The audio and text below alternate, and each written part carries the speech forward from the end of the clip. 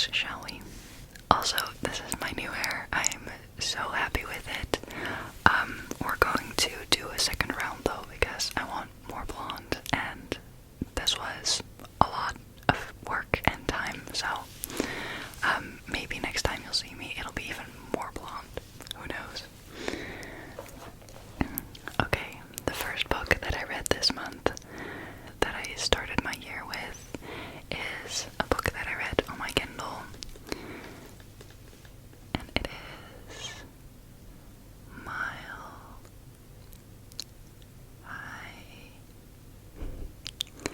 by Tomforde.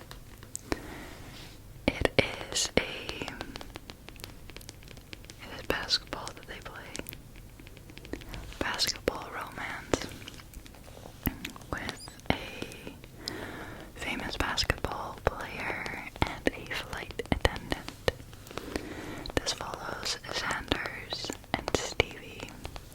Stevie is a curvy woman, and to that I'll immediately say I loved that in the book, and I loved her story. Anyway,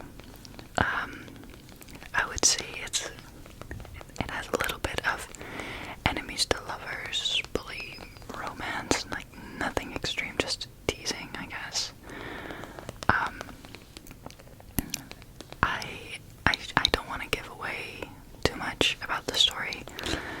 I will have to say I am not a fan of romance books being over 350 pages. This was about 450. And they really didn't have to do that. This for me is like a 3.5-star story. I was entertained. The spice was decent, I would say. Nothing too crazy. Sanders is not my type. So I wasn't crushing on him. I had more of a crush on Stevie, to be honest. I really loved her as a character, and that's what made the book okay in length, because I loved her story so much. However, it was just, I definitely skimmed over a few pages because I was like, whatever. However, it's not too slow-paced for me, and there was a lot of dialogue, and I love that. I love the show don't tell, so when they have the conversation, they actually have the conversation, and not the author talking about the conversation that they had, you know what I mean?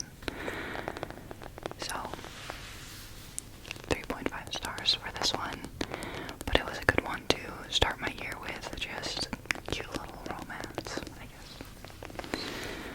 The next one I also read on my Kindle,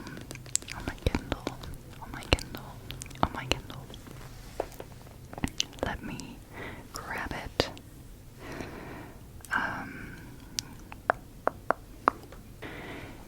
It was a short story, and it is Galatea.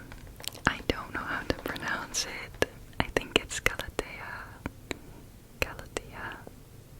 I don't know. Galatea. Help. Anyway, it's Galatea by Madeline Miller. This is a very, very short story, and if you saw my 2024 TBR video, I mentioned that I really wanted to read something Madeline Miller this year, and I was so excited to read this. Honestly, in my opinion, too short, but that's just because I could read thousands and thousands of pages of Madeline Miller's writing, I think. So, how do I summarize this in a way that is not too much of a spoiler? So this follows the lore of, I think the name is Pygmalion and Galatea. Galatea is a statue that Pygmalion brought to life. To me, it displayed his disappointment in her being a woman, and and his frustration in her independence, I guess.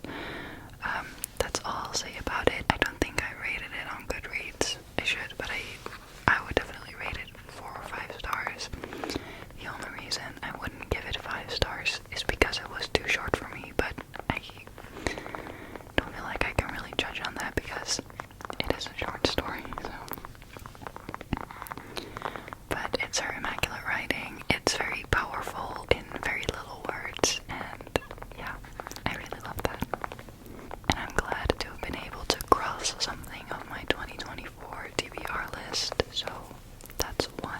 The next book that I read is this book by Rachel Yoder, and it is called Nightbitch. Nightbitch. Nightbitch. What a relaxing trigger word, is it not?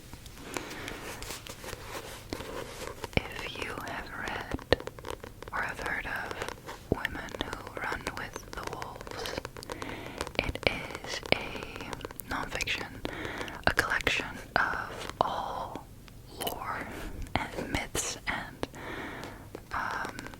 surrounding the wild woman archetype.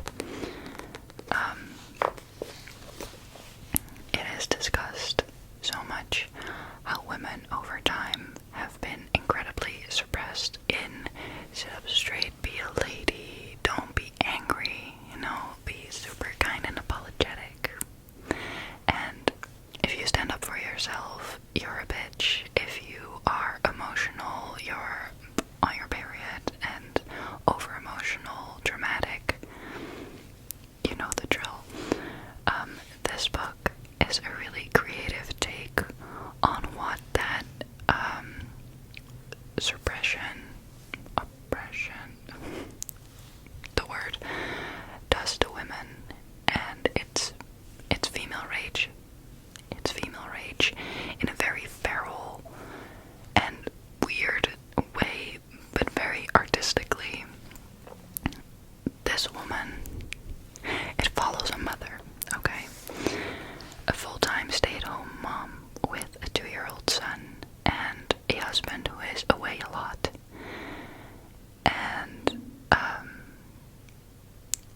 at night, there's this night where she just starts to feel so incredibly angry, and something changes in her, and she gets this new appetite, if you will, and she feels a lot of change in herself, and it's just, it was a very bizarre story to read.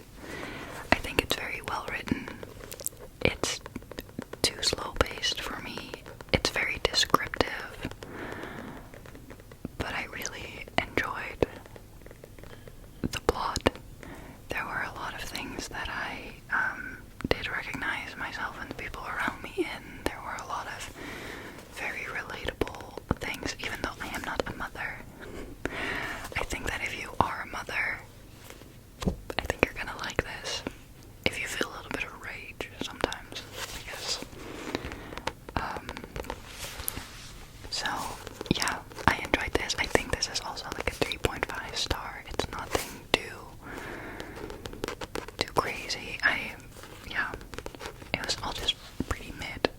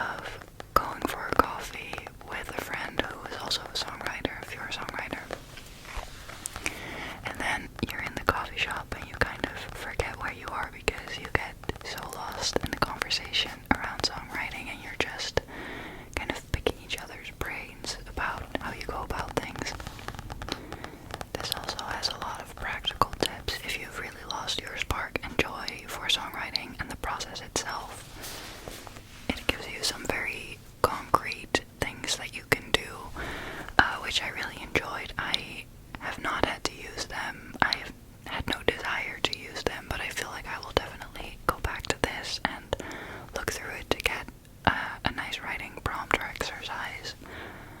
I was just mostly interested in his process, and it was kind of just this reminder to me, at least, of just go do it, have fun. That's this book summarized. And yeah, it's nice when at least I get a little bit stuck sometimes, and to read this book and then pick up my guitar immediately after is very helpful. So if you're a songwriter, I would recommend.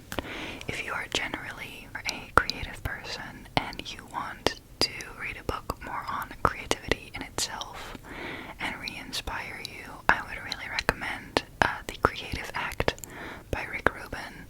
I'm still reading it, but it's so good.